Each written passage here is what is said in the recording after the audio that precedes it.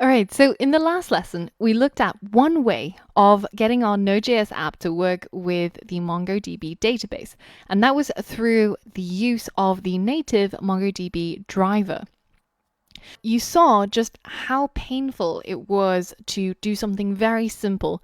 I mean, in the Mongo shell, it was like 3-4 lines of commands, and it turned into 20-30 lines of code through using the native driver. And a lot of that was down to adding in validation code and writing a lot of the boilerplate, or just the simple act of connecting to the MongoDB server. This is why most Node developers who are working with MongoDB will use a package called Mongoose. And this is what's called an ODM, or an Object Document Mapper. What it will do is it will allow your Node.js app, which speaks the language of JavaScript objects, to be able to talk to your MongoDB database, which speaks in the language of documents and collections and databases.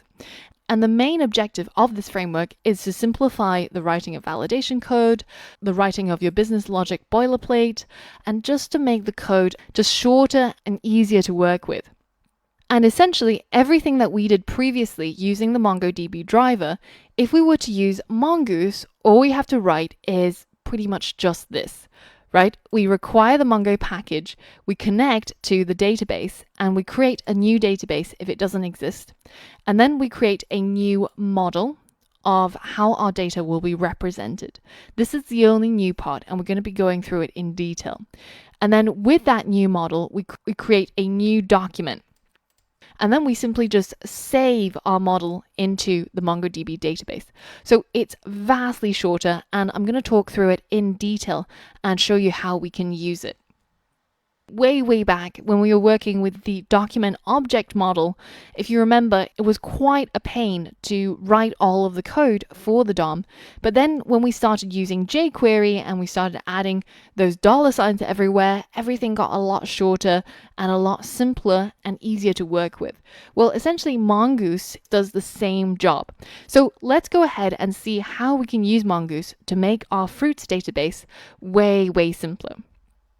First things first, make sure that you've got an active MongoDB server that's running. And then if you open up a Mongo shell and you say show DBs, you can see that we've got our fruits DB already created. And you can see that it's so small that it doesn't even really register a size. But this time we're going to create our fruits DB and all of the data inside using just Mongoose. So I'm going to actually delete that database.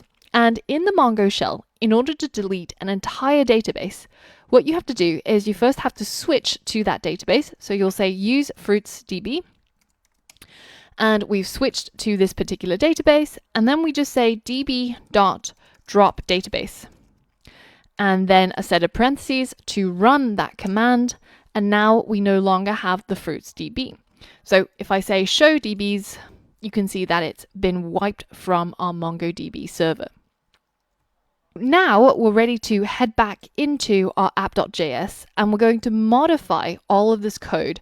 And instead of using the native MongoDB driver, we're going to use Mongoose. And I'm just going to show you just how much it cuts down on our code and how much simpler and easier to understand the code becomes.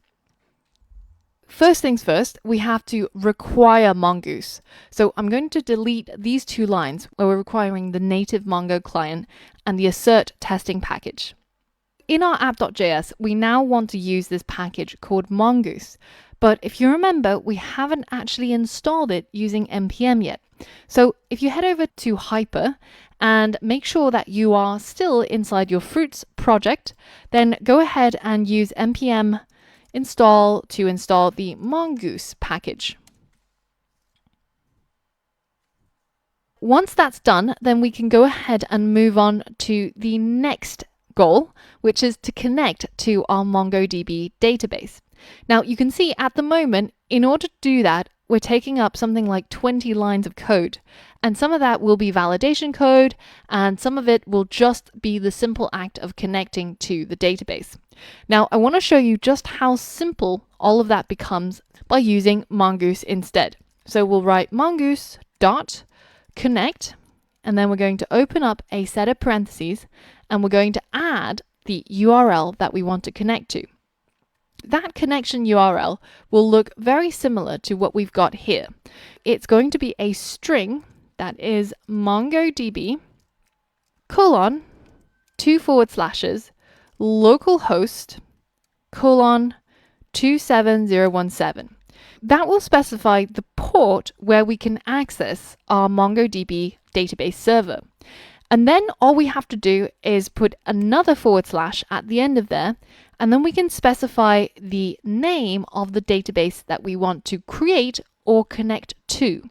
So it's going to make a connection to our MongoDB server, and then it's going to look for a database called FruitsDB.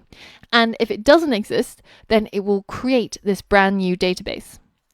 And that replaces all of this. So we can now go ahead and delete all of that. And now if I hit save and we go over to our Hyper terminal and use Node app.js to run our app, then you can see we've now started our server, but we still get the same deprecation warning as we saw before. Now we have to again pass this use new URL parser. If we again copy this and paste it into Google to remind ourselves of what that solution was, you can see that this person who's answered has actually very kindly included what you should do if you're using Mongoose to connect to your database. And this is basically what we have to do. We have to add it right at the end of the connect method. So let's go ahead and add that in to change our code. So we've got mongoose.connect, and then this is the URL we want to connect to, and then we're going to add that new option at the end here, which is to use the new URL parser. And this will resolve that deprecation warning. So now the next thing that we want to do is to insert some data. And you can see that we're doing that right now through these 20 lines. But this code is essentially very similar to what we saw when we were using the Mongo shell. Now I want to show you how you would do that with Mongoose, because it's a little bit different from what we've done so far. The first thing we have to do is to create a new schema. And this is basically a blueprint or the structure of our data that we're going to save into our MongoDB database. In order to do this, we can create a new const that's called fruit schema. And this is going to be equal to a new Mongoose schema. And then we open up a set of parentheses, and inside there we add a new JavaScript object. So we open up our curly braces. Now in this schema, we basically scaffold out how we want data in a particular collection to be structured. So for example, if we were creating a new fruit document, what would the structure of that data look like? Well, it might have a name, which is going to be of data type string. And then it might have maybe a rating, which will be a number. And then it might have just a review, which will be a text review for that fruit. This is what our fruit schema would look like using Mongoose. And this lays out the foundation for every new fruit document that will be added to our database. After we create the schema, we use the schema to create a Mongoose model. And we do that by saying const fruit is equal to a mongoose.model. And then we specify two parameters. The first one is what is going to be the name of the collection that is going to comply with this particular schema. Well, in our case, we want to create a collection of fruits, right? So we'll have these fruits, each as individual records or documents. They'll be saved into a collection called fruits, and then that will be inside our database called FruitsDB. So the first parameter is always going to be a string here. Now the Mongoose way of doing things is to specify the singular name of your collection. So if you have a collection of fruits, then inside here will be the word fruit. in a singular form. And Mongoose will very cleverly convert this string into a pluralized form to create your collection. By doing this, you will have created a new collection called fruits. And those fruits have to stick to the structure that we've specified in the fruit schema. And now, and only now, are we ready to create a new fruit document.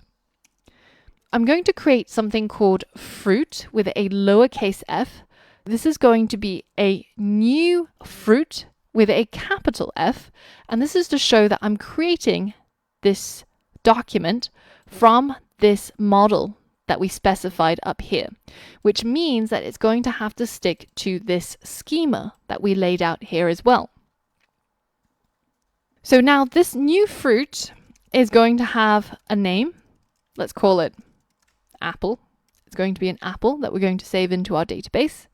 And then we're going to give it a rating. And I'm going to give a rating out of 10. So I think apples are decent. Let's give it a 7.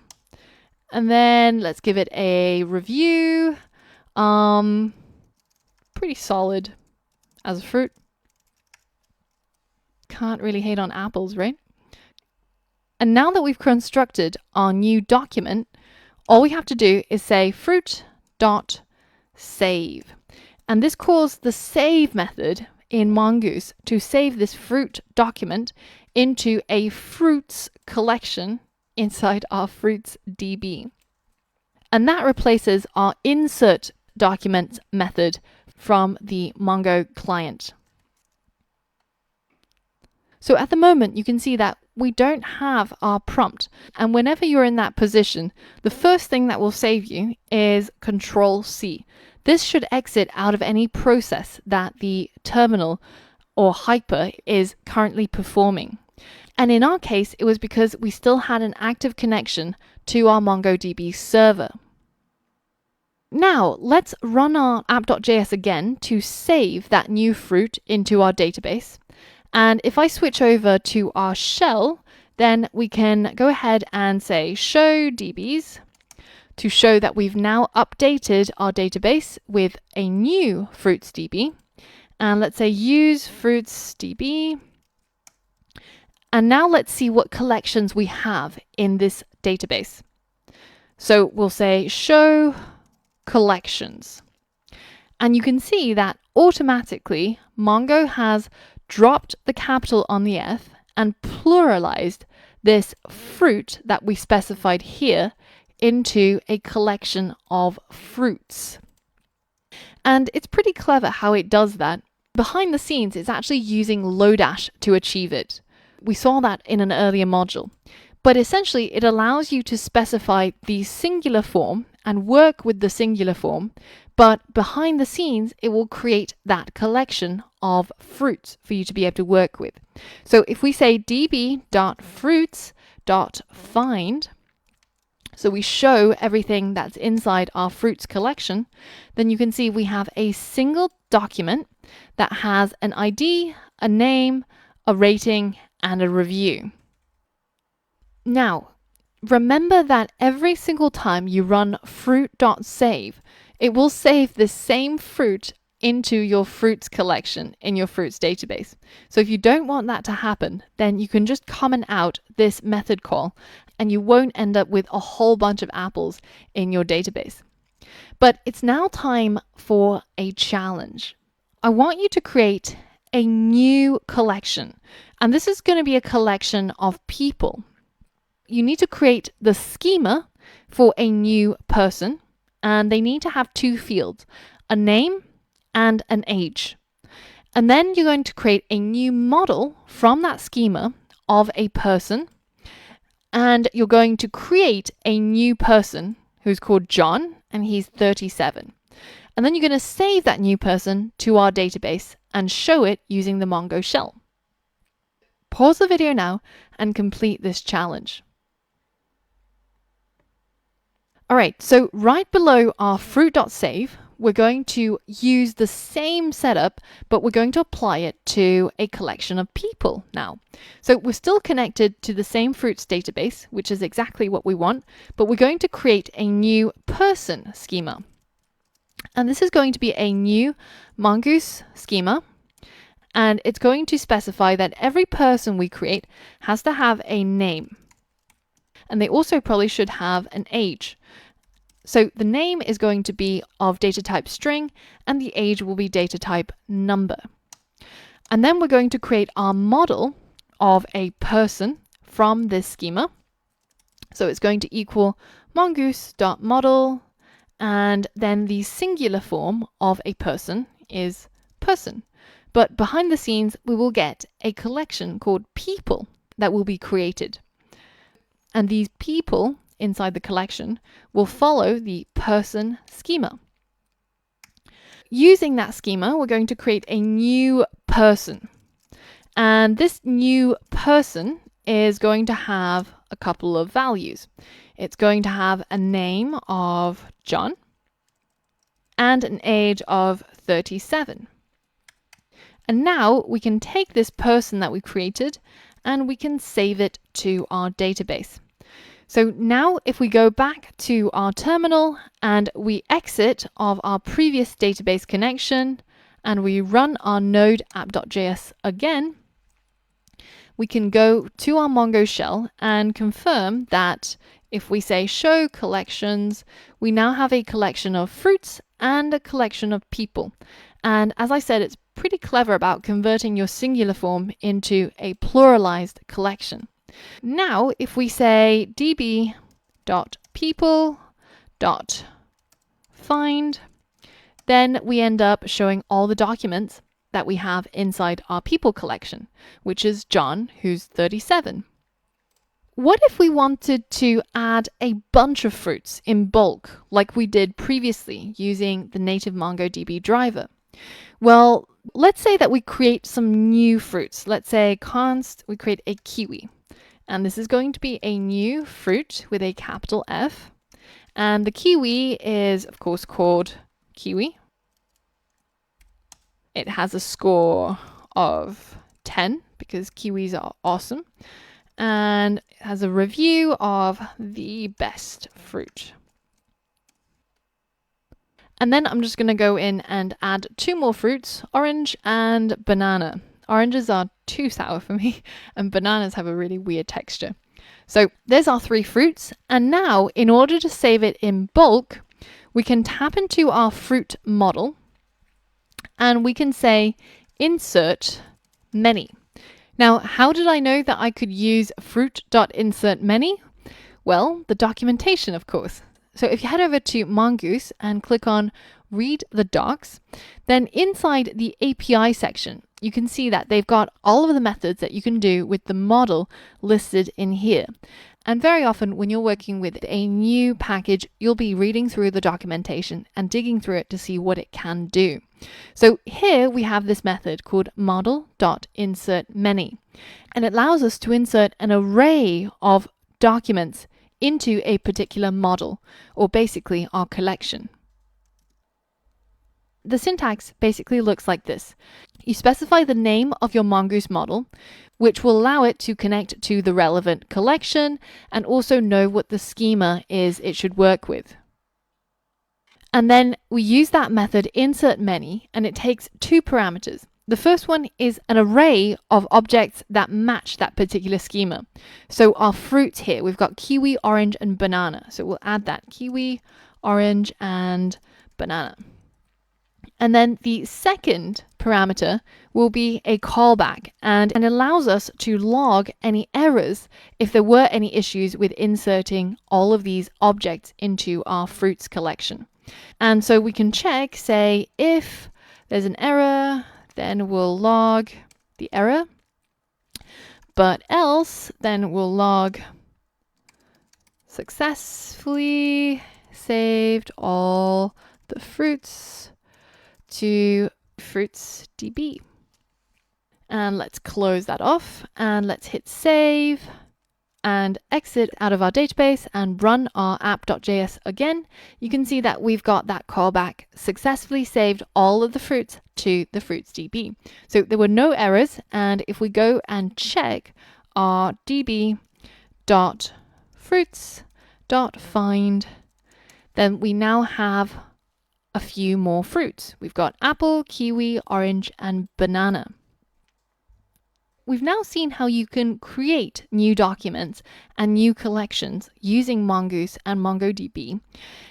But how exactly do we access these items in our database through our app.js? How do we get access to living objects that our app can tap into? Well, that's what we're going to look at in the next lesson.